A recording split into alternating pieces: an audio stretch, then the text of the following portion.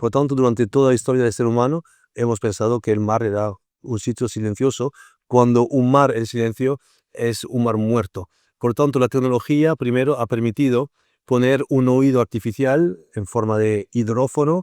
Un hidrófono es un micrófono adaptado que nos permite oír bajo el agua. Por tanto, nos ha dado un sentido que no teníamos, la capacidad de oír bajo el agua, y esto nos ha hecho descubrir esta dimensión acústica, que es la que rige los océanos. Sin ese sonido, los océanos estarían muertos, y a la vez que descubríamos esta dimensión nueva con códigos desconocidos, pero rica de 20.000 sonidos producidos por organismos vivos, por fenómenos naturales, físicos, como las olas, la lluvia, los terremotos. Pues a la vez que se descubría esta riqueza de sonidos naturales y biológicos, nos dimos cuenta que también habíamos invadido con nuestro propio sonido artificiales derivados de actividades humanas, una cantidad de sonido que estaban poniendo en peligro el equilibrio de los océanos. Por lo tanto, la tecnología nos abre esta ventana, y la tecnología ahora nos ayuda a crear soluciones para cohabitar con este medio marino y en general con el medio natural del cual dependemos. Y entonces este aporte tecnológico, que es el garante de nuestro futuro, si no conseguimos encontrar soluciones tecnológicas para convivir con la conservación de los ecosistemas marinos y terrestres, probablemente nuestro tiempo en la Tierra se acabará pronto.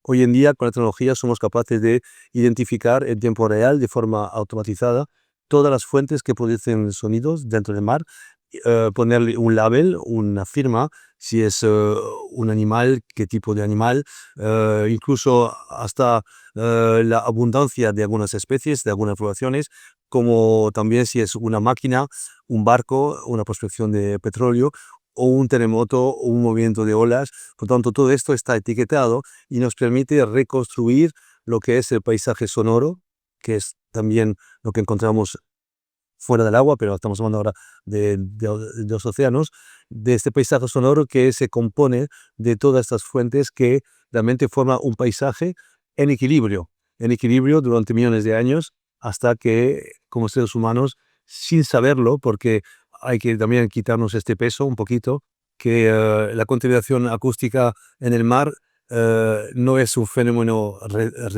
reciente. Es reciente porque estamos hablando de ello y hay mucha gente que desconocía que existía, pero su origen se encuentra en el mismo momento de se llegaron las otras fuentes de contaminación que conocemos mejor porque son visibles, el plástico, los vertidos, etcétera. Ese mismo momento, cuando empezamos a explotar el mar de forma industrial, es cuando aparece esta contaminación acústica, pero nadie en este momento, porque no sabíamos esta, este sinónimo sonido-vida del océano, por tanto, desconocíamos la importancia del sonido entre el agua, por tanto, contaminábamos sin saberlo. Cuando se empezó a estudiar los efectos de la contaminación acústica en el mar, inmediatamente pensamos en nuestro laboratorio, pero en los otros pocos grupos que trabajaban sobre la misma temática, que las especies que iban a sufrir más de esta contaminación eran los cetáceos. Sabemos que utilizan el sonido de forma cotidiana, y esta capacidad acústica de intercambio de información, pensamos que evidentemente si van a sufrir eran ellos. Por tanto, pensamos, hay 90 especies de cetáceos, tenemos que entender la sensibilidad acústica de cada una de esas especies para poner un umbral a las actividades humanas que generan ruido. Y una vez que pongamos este umbral, el resto de los eslabones de la cadena alimenticia se van a beneficiar, porque una vez que los depredadores máximo, que son los cetáceos, no sufran de esta contaminación, pues probablemente el resto de las especies tampoco sufrirá. Entonces, eso fue durante 20 años, y hoy en día sabemos que es un error. Tanto como pensábamos hace 20 años que los cetáceos eran los que podían sufrir más, hoy en día tenemos datos que muestran que probablemente son los que sufren menos. Y es interesante porque eso es a raíz de unos descubrimientos de nuestro laboratorio en el año 2011, que publica que los invertebrados marinos, todas estas familias de decenas, cientos de miles de especies, los crustáceos, los cefalópodos, los corales, las medusas, los erizos, etcétera, etcétera, son cientos de miles de especies carecen de oído, por tanto no pueden oír sonidos, pero son capaces de percibir el componente mecánico del sonido. El sonido viene con esos dos componentes, uno que llamamos la presión acústica, que si hay un receptor como un oído y un cerebro capaz de transformar esta vibración en un sonido que captamos y que oímos, pues es la presión acústica que nos permite tenerla. Y luego hay el movimiento de las partículas que permite este desplazamiento, que es la parte puramente mecánica. Y esta parte mecánica, que es una vibración, muchas de las especies marinas son las que captan. No son capaces de oír sonido, sino captan esta vibración. Y la mayoría de las especies de invertebrados captan esta vibración, no el sonido. Por lo tanto, carecen de oído. No son unos fumadores como pasivos, pero no son capaces de oír el sonido. Y pudimos poner de manifiesto que expuestos a fuentes humanas de ruido, los órganos responsables de este proceso, de este análisis de estas vibraciones, que es indispensable por la gestión de la gravedad de esas especies dentro del mar, pues esos órganos tienen una estructura muy similar a nuestro oído interno.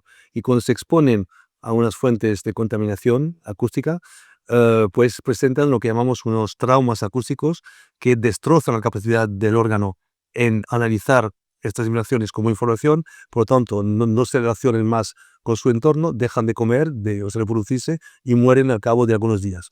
Por lo tanto, este descubrimiento de que no solo las especies que oyen pueden sufrir la contaminación acústica fue un cambio de paradigma en nuestro grupo, pero también a nivel de toda nuestra comunidad en el mundo, que no podíamos únicamente mirar la sensibilidad de algunas especies, tenemos que tomarlo a nivel de los ecosistemas. En esta exposición orientamos un poquito en esta idea de que lo que oímos no es siempre lo que vemos y por lo tanto hay otra forma de percibir sonidos. Y si al final de la expo los visitantes salen con la idea de que en el mundo existe bajo el agua, pero luego se sale del agua y uno va a su jardín y va a escuchar unos pájaros y puede hacer el mismo ejercicio. Entonces es que nos cuesta más porque es el mismo medio en el cual comunicamos nosotros.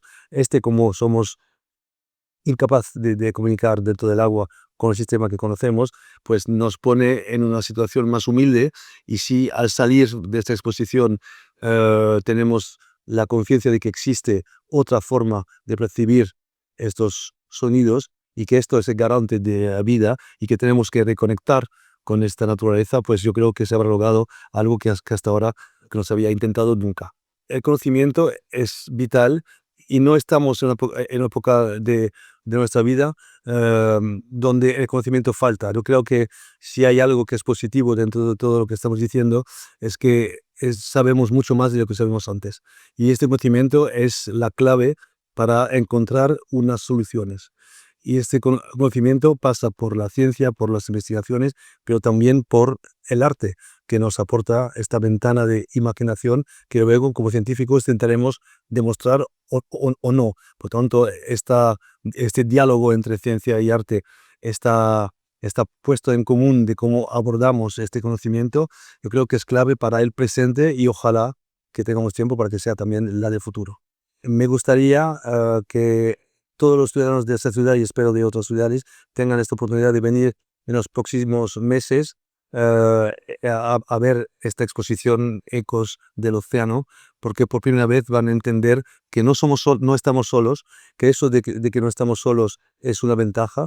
Tenemos que entender el medio que nos rodea.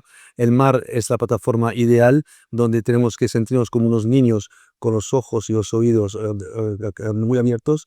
La tecnología nos permite este lujo y por lo tanto cuando se salga de esa exposición estoy convencido de que todos nosotros sabremos escuchar mucho mejor y de nuevo no hace falta ir al fondo del mar ni a Amazonas.